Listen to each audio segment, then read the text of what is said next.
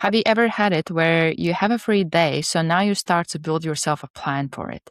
The journaling, the hike, the face mask, and self care. And somehow your day off becomes just another day full with tasks to check off and catch up with. If that's you, this video is for you. This is something that I have honestly struggled myself. That tension between actually wanting to rest, but then trying to still perform or achieve and work on yourself. So in this video, I'll be sharing a few things that have helped me to stop performing on my rest days and actually live. First of all, rest looks different depending on what season you are in. There is no one right way to rest or relax or to recharge or spend your day off. And whatever gonna work for you will change depending on what season you are in. If you're more in this exploration adventure season, then it might be something that is a bit more active, a bit more out of comfort zone, a bit more into that exploration. But there also might be seasons when you're really into the routine and that's what you prefer. You want to just stick to the plan, go through the routine and kind of follow through whatever is the plan that you have set for yourself. There also might be some seasons when you are very intense and very focused on achieving a specific goal where that becomes your full focus that takes over your whole attention and your being. So neither of the seasons is better or worse. It's just that they are different. And for each season, there will be different ways how you're going to approach rest, recovery, and really just living life. The big challenge here also is not to compare your season to somebody else. So if you are more into this calm and recovery or not necessarily intensity mode, and then you start to see somebody who is in their season of intensity, achievement, 5 a.m.s and hustling and bustling and you start to compare yourself with them and you start to feel behind and you might even feel like now you have to step it up and you need to start to go and do more. Be mindful of that. You want to be careful not to allow something externally affect what feels right for you internally. If you're in the season where you need to have rest, focus on that. If you're in the season when you need to go more intense and maybe people around you are more relaxed, trust that as well. Just trust whatever feels right for you at the time. And a lot of times you know what is the season that you are in and what you need to focus on. Also, if you're not used to rest, having a free day might start to feel like a pressure, especially if you're somebody who is used to working, performing, and developing, where it can start to feel like now that you have this free day, it must become this project of how much you can fit into it. I'm smiling because that's what I always do. Like whenever I get a free day, I'm like, okay, let's max it out. Like I have so many things that I want to do and so many things that I want to focus on where a lot of times I end up actually not like living that day. I end up kind of getting back into that like achievement and performance state. So just be mindful that it can happen and nothing is wrong with you when it does, because I think it's as somebody who is very like driven, ambitious, always working, always developing and always chasing something. It's something that you have to be very, very mindful to actually switch it off. So before you start to map out your whole day, maybe first check in with yourself on what you feel that you need. Do you need rest? Do you need to do more work? Or do you need to just be with people? Or maybe you need to have more time with yourself. So just check in with yourself, what feels right for you. And also with this, one thing that I'm doing, speaking on like being like high performer and wanting to optimize things, what I do to kind of balance this out, because I'm not somebody who, for the most part, will enjoy just spending all day doing nothing. But what I do is I set in my schedule or in my calendar, I have this block of time that is called do what you want. So during those hours, I am blame free, shame free. I don't have to beat myself up for not being productive or not doing something that is not necessarily like working on myself or developing. During that time window, I can do what I want. If I want to work, I can, but the point is that I can choose what I want to do. I'm not obligated to do that. I have to rest. I'm not obligated to go and be social, and I'm not obligated to do the work. I'm in the moment, once the time comes, that's when I can decide, okay, what do I feel like doing? What do I want to do? And and sometimes what I would do is as I go through the week, I might have like a movie that I want to watch or that I come across, or somebody recommends me something to watch or something to go and do or try out. I will know that I have a space where I can actually put it in, and then I also look forward to it. Sometimes I have no idea what I want to do and it will come to me in the moment. And there's something very nice about it where I'm still checking off the boxes with being productive and working on myself, which is very important to me, but also I have this space where I don't feel like, oh, I have no time, no space to do things that I want to. And it helps me to balance that guilt of not achieving, which the more you do that, the more you go through that, the less of that feeling you will have, because you start to build better relationship with rest and what is your perception of it, and how you find maybe different value in it. Also, just as a side note here, speaking on different seasons and how much time you can actually spend kind of resting, I think it's very important to point out that having a lot of free time doesn't mean that you're actually going to rest, because in that time you can end up distracting yourself with scrolling phone or being around people that might not influence you in a positive way, or you might just be like laying around, and not in a way where you actually want to rest and do that. You just kind of default to laziness, where at the same time you might have a very, very busy season where you're actually present to what you do in the moment. And even if you have only like 10 to 30 minutes a day when you can actually rest, you're actually present to that. So you might have times or seasons when you have more like free or rest time, but you actually don't rest during that time, versus times when you're like busier and you actually have more rest. So it's kind of, it really depends. And so it's not just, oh, more time means better quality rest. I don't really spend that much time resting, but when I do, I'm trying to be very intentional with the way I approach it. Or if I go, let's say, meet some of my friends or my family, I'm being present with them instead of trying to squeeze in some work or trying to think about work or some of the things that I'm missing that I need to do or what's coming ahead.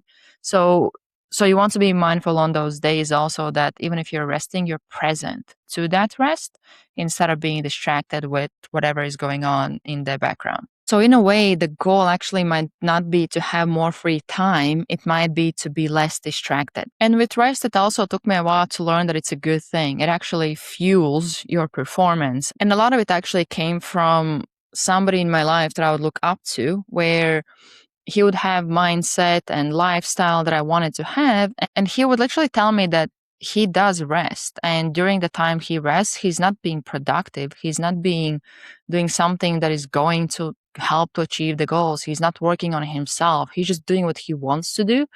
And something about it helped me to kind of flip it in my head, because I was like, well, what do you mean? Like, I don't have to work 24/7 on myself where the whole time is dedicated working on myself.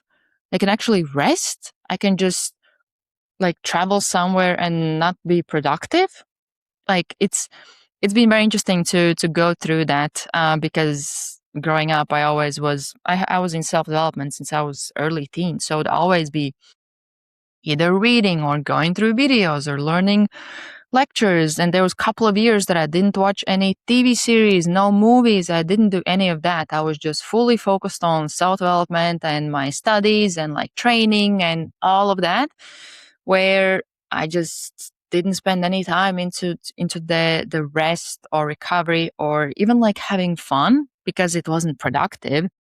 And now over the last, I would say 3-4 years, I have been learning that, oh, it doesn't have to be that way. You not only you can have rest and you can have fun, but it's actually a very important part of your performance, because you need to have that time and space away from it for you to recharge. And also I have noticed that for me, again, a lot of like ideas or insights or things click when I have that time and space for my mind to just kind of kind of process it or ponder on things and put things together. But if the whole time I'm just in hustle mode and I'm just like building and developing and just like learning more and getting myself in some ways like distracted with the self-development, there's actually no space for those things to be processed on and for ideas to be formed. And that can end up being very, very exhausting. I also think that when it comes to living life to the fullest, it's not as much about the volume as it is about the depth. And that comes from attention and presence. So you can have people around you, you can even spend time with your loved ones, but if you're not fully there, if you're not present, it doesn't matter how long you spend time with them. You're not going to have this full experience. And it's the same with if you now focus on work and you actually in background think about not being present with your family or loved ones, or not having time or space to rest and have time for you, you're not actually there. So you're kind of halfway in both scenarios where you're not fully in the experience. In a way, it's not about how many things you can get done, it's about how present you are with the things that you're doing. And honestly, I think a lot of it comes down to what we qualify or what we have been conditioned to qualify as quality time, where I feel like a lot of us, we think that if we work on this like initiative or this project or this career development or this business deal, that it's something that is perceived or seen as more valuable versus having a picnic with your family when you're actually present and you're having fun and, like you're having these experiences is not seen as valuable. But my thinking is, why not see both as valuable? Because they both are valuable in their own ways and they are adding to this experience of being human and living life. And I don't think that we need to choose one or the other. It's kind of like both of them are just as important. And not only that, they complement each other. And with this, I also think it's very important for us to reconsider what we see as waste of time, especially what is waste of time for you versus others. So if there's something that you're very, very into where somebody else might feel like, why are you doing that? That's literally a waste of time. Sometimes it can get to you to the point where you actually stop doing it or you don't really do it anymore, or you don't want to be seen doing it because you don't want to be judged or made fun of, whatever might be the case. I think it's very important to do things that feel true to you. Whatever helps you rest and recover, do that. And don't compare it with somebody else. And also trust that for somebody else, maybe something that for you might be exhausting, for them that is enjoyable. Or something that, like, for example, I myself, I would really struggle to just lay on a beach whole day and do nothing. For me, that would be, it would be so hard. It would be a headache. I would not want to do that. I would not enjoy that. For somebody else, they love it. That's all they want to do. And for me, it might be doing something active, going on a hike or going on a bike ride or going for a swim, doing gym session, doing something active. For me, that is something that makes me feel good and makes me recharged and I feel connected with myself, especially if I do it in nature or doing winter swim, like whatever it is. Winter swim with sauna is one of my favorite ways to recharge. I always feel so great. And I actually had a conversation with a friend of mine where she was asking me like, when do you rest? And I'm like, this is rest. For her, it was this like intense experience with doing hot and cold and hot and cold. For me, that was it was how I relaxed. That was my fun time that I enjoyed. And I think that's where it's very important to know and trust whatever feels recharging to you, do that. And don't try to compare it to somebody else. And also don't try to judge others for what it is for them, because we each have different preferences. We each have different things that gives us energy or take it away. So just make sure that you trust yourself and you do the things that actually work for you.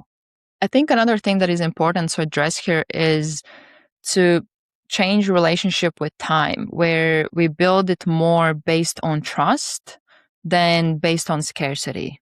Because I think a lot of times we have this sense that we have scarcity of time. We have only this one day, we only have this one evening where it might feel like we now try to pack everything in it. And it feels like the more we pack, the more or better that evening will be.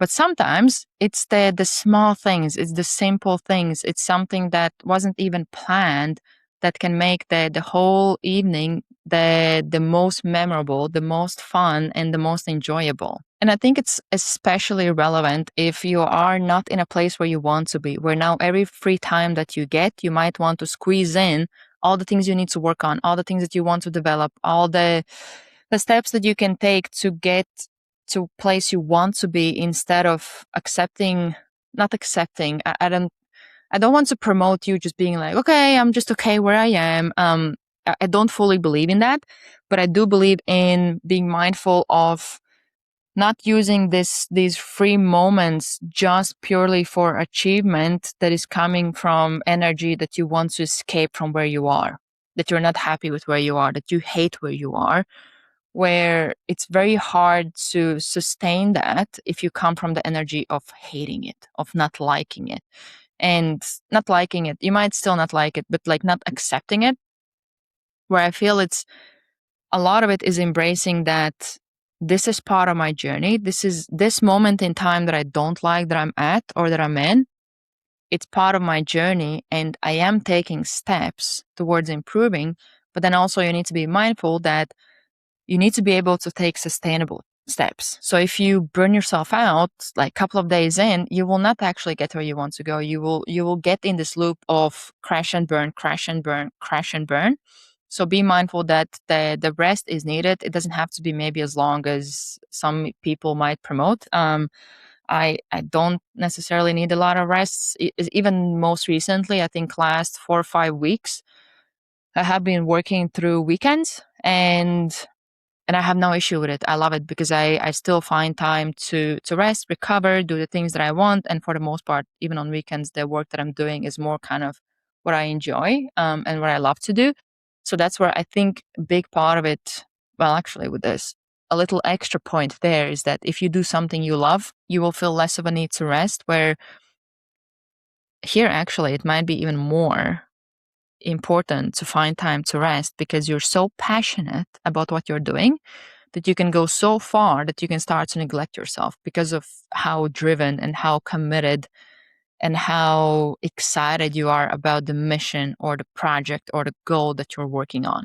But yeah, you want to trust the process, you want to trust time, and time will pass anyways. And having one, not even whole evening, having a couple of hours for yourself can do wonders. I can tell you that from experience, where a lot of times I felt I didn't have time for myself, where now I intentionally find it and I intentionally connect with myself and do things that I love and enjoy. And that's been helping me to show up in other areas so much better and have much, much higher energy and ability to sustain much bigger like workload and pressure and challenges.